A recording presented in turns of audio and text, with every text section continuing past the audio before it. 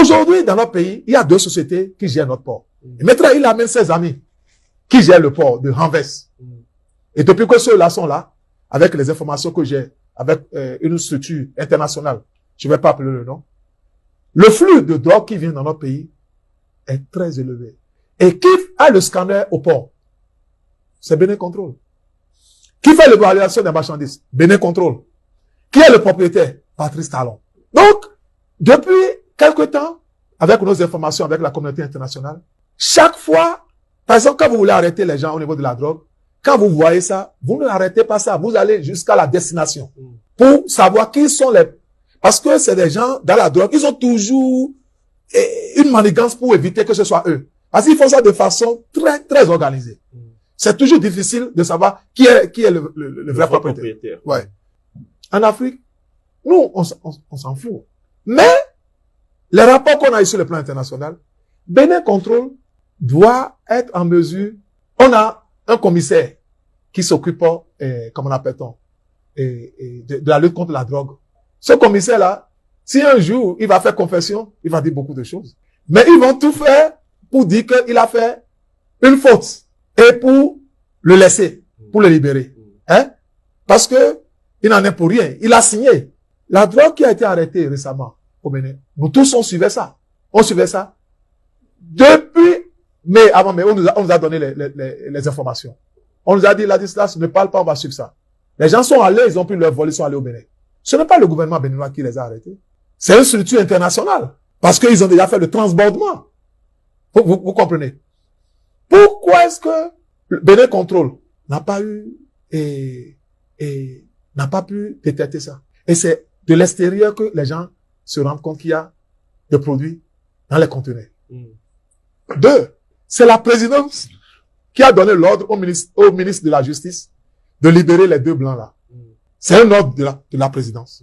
Et je sais la personne qui a passé le message. Ça veut dire que c'est la présidence maintenant qui gère, qui libère, qui s'ingère dans une affaire de drogue.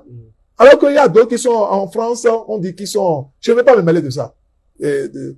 À Javon, tout ça. Je ne vais pas me mêler de ça. Je ne vais pas être... Mais ce qui m'intrigue dans ça, dans le cadre de monsieur Ieto, le PDG de Sonibes, en tant que responsable politique, en tant que banquier, pour moi, je vais la quitter.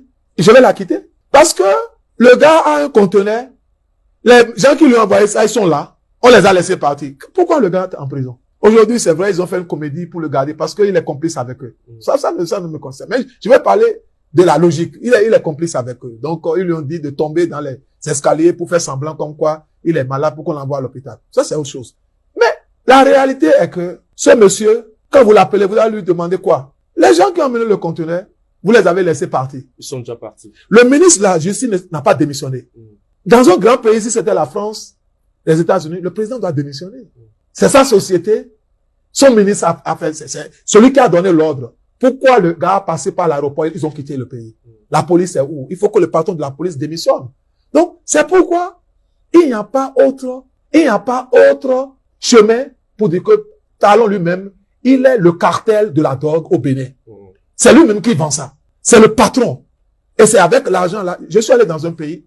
On m'a dit, mais votre président, il dépense de l'argent. Vous n'avez pas le pétrole au pays. Je dis, moi-même, je me pose la question. Il trouve l'argent où? Il trouve l'argent où? Il n'a jamais été riche. C'est un rafistoleur.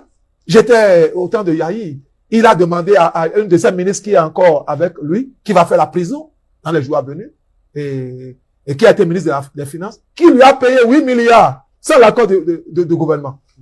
Parce qu'il est dans la magouille. C'est un gars qui fait les magouilles. C'est un patron de magouille.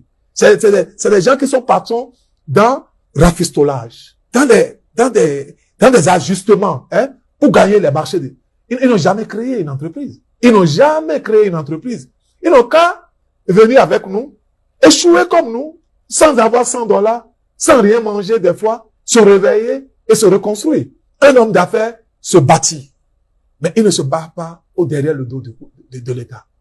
Donc, ce que je veux dire, c'est que sur cette affaire de drogue-là, le présumé numéro 1, je ne vais pas impliquer tout le gouvernement, c'est le président de la République. Il y a un ministre qui a fait une faute. Il n'est pas encore chassé, il n'a pas encore démissionné. Et au niveau des ports, la société qui reçoit les drogues dans notre pays appartient à qui? Au président de la République. Qui d'autre peut être celui-là? Il faut un pasteur, il faut un prédicateur, il faut quelqu'un d'autre. Patrice Talon est le patron de la drogue. Nous avions fait déjà un dossier. Nous sommes en train de mettre les éléments dedans. Hein? Il est le patron de la drogue dans la sous-région.